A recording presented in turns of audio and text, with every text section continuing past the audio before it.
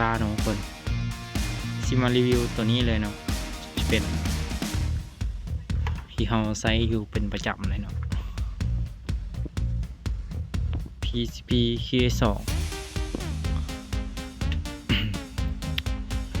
ตัวนี้เฮาสิแต่งมาเนาะหุ้ม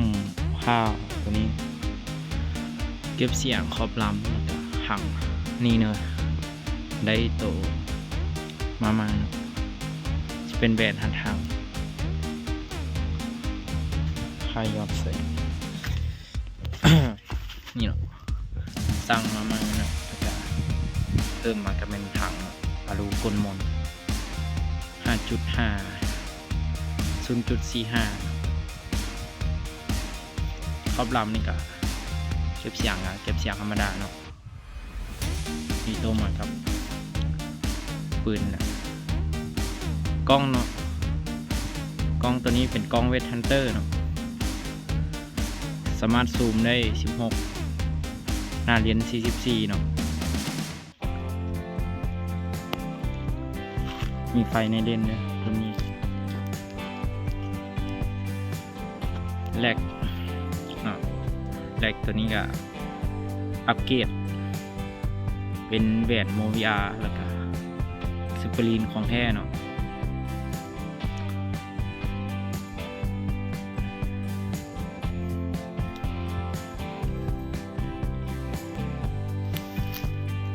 ปี 2022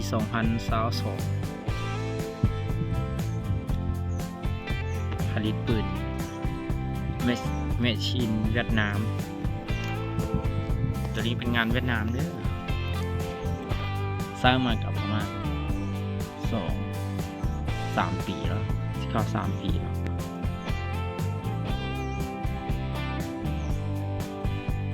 ปัญหาหลักๆเลยเนาะงานเวียดค่อนข้างมีน้ำหนักกว่างานไทยเนาะ4 โลปลายของเรานี่เนาะเวทฮันเตอร์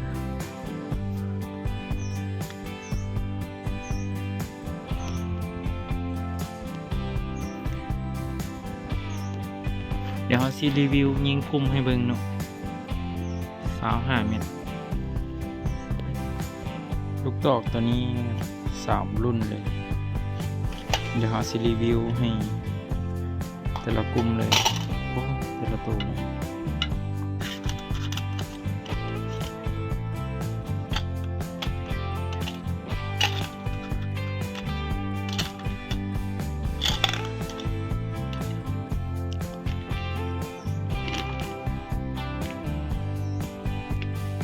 สโคปแกรมเนี่ยแบบนี้นะ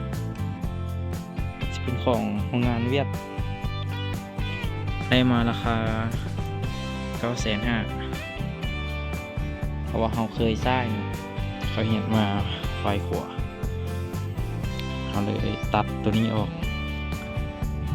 มันจึงบงงาม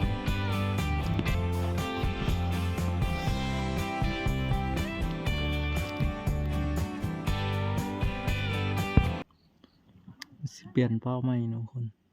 ตั้งกล้อง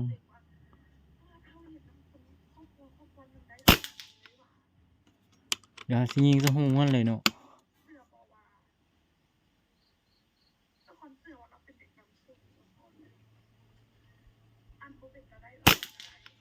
หูเก่าเนาะ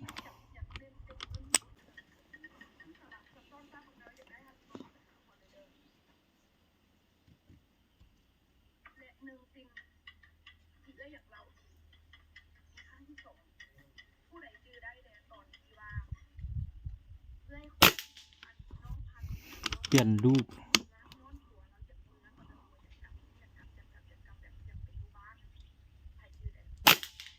นี่หูเก่าเนาะ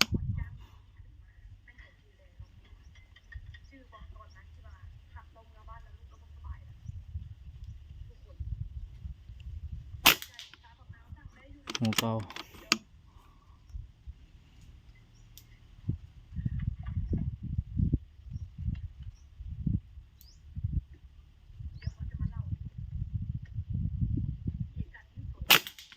หูเก่า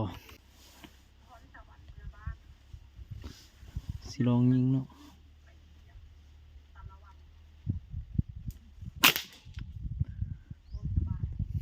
ปั๊บมักซิบเลย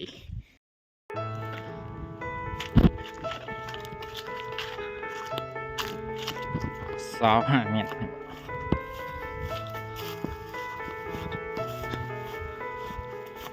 นัดสุดท้ายเนาะคัดย้วยเลยนี่เนาะอันยิงกะ7-8 นัดเนาะ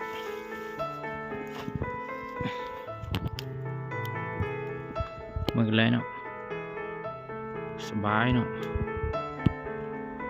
ตัวนี้อาจสิมันบ่แม่นลูกมันเนาะพอมันโลใส่กับโลใส่น้ำกันอยู่ในกับมี3 รุ่นลูกสบายนิ้วก้อยปิด